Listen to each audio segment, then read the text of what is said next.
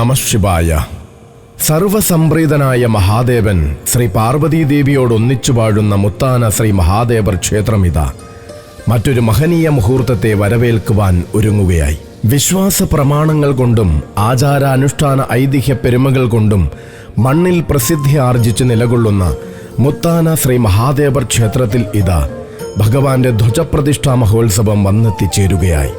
ക്ഷേത്രമാകുന്ന ശരീരത്തിന്റെ നട്ടെല്ലായാണ് കൊടിമരത്തെ കണക്കാക്കുന്നത്. കൊടിമരത്തിന്റെ ചുവടുറപ്പിക്കുന്നത് ക്ഷേത്ര ശരീരത്തിന്റെ അരക്കെട്ടിലാണ്. അവിടെ നിന്ന് അമ്പലത്തിന്റെ അടിയിൽ കൂടി ക്ഷേത്രബിംബം വരെ ശ്രീകോവിലിന്റെ മധ്യത്തിൽ പോകേണ്ടതാണ്. എന്നാൽ ഭക്തർക്ക് കാണത്തക്ക വിധത്തിൽ ഗണിതശാസ്ത്ര പിന്തുണയോടെ നിവർത്തി നിർത്തുന്നു. കൊടിമരത്തിന് മുകളിലായി അതാതു ദേവന്റെ വാഹനം ഉറപ്പിച്ചിരിക്കും. ഒരു നാടും ഇവിടുത്തെ ജനതയും കാത്തുകാത്തിരിക്കുന്ന ആ തിരുവുത്സവത്തിനായി നമഃശിവായ മന്ത്രധ്വനികളോട് നാടൊരുങ്ങുമ്പോൾ ഭഗവാന്റെ തിരുധ്വജമായി മാറുവാനുള്ള ദേവവൃക്ഷം എണ്ണത്തുണിയിൽ നിക്ഷേപിക്കുന്ന ചടങ്ങൊരുങ്ങുകയായി. ഭഗവാന്റെ തിരുധ്വജത്തിനുള്ള തേക്കുമരം തൈലാധിവാസത്തിന് ഒരുങ്ങുകയായി.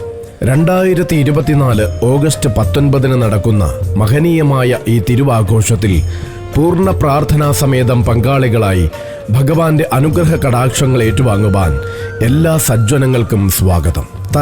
തലമുറകൾ കടന്ന് നിലകൊള്ളേണ്ട തിരുധ്വജത്തിന്റെ സുദീർഘമായ നിലനിൽപ്പിനു വേണ്ടി ഔഷധക്കൂട്ടുകൾ ചേർത്ത് പ്രത്യേക വിധിപ്രകാരം തയ്യാറാക്കുന്ന നല്ലെണ്ണയിൽ ദേവവൃക്ഷം സൂക്ഷിക്കുന്നതാണ് ആചാരം.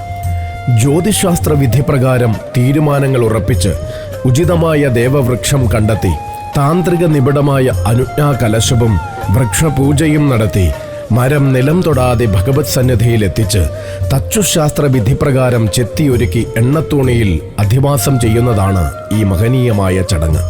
ഒരു നാടിൻ്റെയും ജനതയുടെയും സമസ്ത അഭിവൃദ്ധിക്കും വേണ്ടി പ്രാർത്ഥിച്ചുകൊണ്ട് ക്ഷേത്ര സമുച്ചയത്തിൻ്റെ പൂർണ്ണതയായി ധ്വജപ്രതിഷ്ഠ ഒരുങ്ങുവാൻ തുടങ്ങുമ്പോൾ ധ്വജപ്രതിഷ്ഠയ്ക്ക് മുന്നോടിയായി നടക്കുന്ന അതിവിശിഷ്ടമായ ചടങ്ങാണ് തൈലാധിവാസം. ഭഗവാന്റെ പൊൻകൊടിമരമാകുവാനുള്ള ദേവവൃക്ഷം സൂക്ഷിക്കുന്ന തൈലം പിന്നീട് ഭക്തർക്ക് രോഗദുരിതങ്ങൾ തീരുവാനും ത്വക്ക് സംബന്ധമായ രോഗങ്ങൾ വരാതിരിക്കുവാനുമുള്ള ഔഷധമായി വിതരണം ചെയ്യുന്നതാണ് പതിവ്. അതിനായി എണ്ണത്തൂണിയിലേക്ക് എണ്ണ സമർപ്പിക്കുവാനുള്ള അവസരവും ഭക്തർക്ക് ഉണ്ടാകുന്നതാണ്.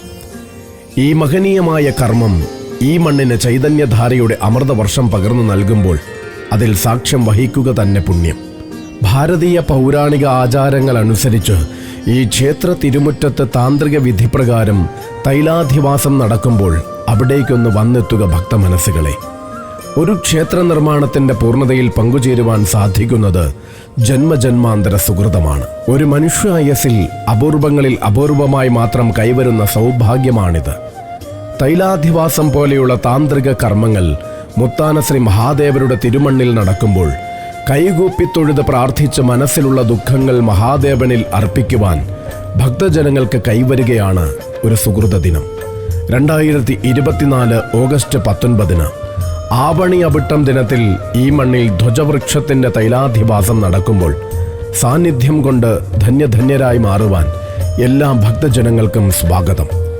ഭക്തി നിർഭരമായ ആചാരാനുഷ്ഠാനങ്ങൾ മണ്ണിനെ മഹനീയമാക്കി തീർക്കുമ്പോൾ വന്നെത്തിച്ചേർന്ന് ഈ കർമ്മങ്ങളിൽ പങ്കുചേരുവാൻ ഭക്തസുഹൃതികൾക്കെല്ലാം സ്വാഗതം, സുസ്വാഗതം.